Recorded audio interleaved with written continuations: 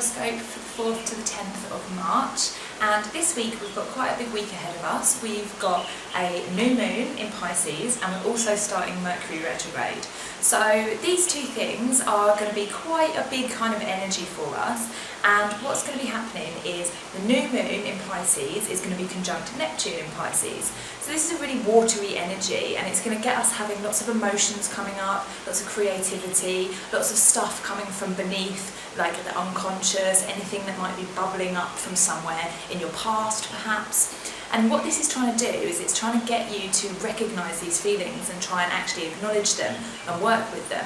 And this, coupled with Mercury retrograde, which is happening on the same day, is going to get us to really start looking at our past and how that is affecting our current existence. So what you might find is that in your daily life you are perhaps getting feelings that come up from nowhere, or maybe you're feeling more creative for no reason, and you are wanting to use this in some way.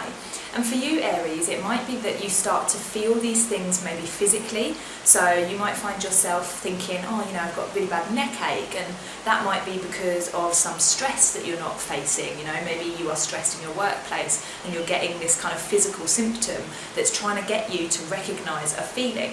So if you do find yourself getting some physical symptoms, try and think about what that means on a kind of mental level and on an emotional level as well. If you are perhaps getting headaches, is that to do with something in your home life? If you are perhaps, your legs ache, maybe you're being too active, you're trying to do too much. So try and think of it as like a mirror, like your body is mirroring what you need on your emotional level, and then try and see if you can figure out these emotions and try and face them and think, well, what can I do about that?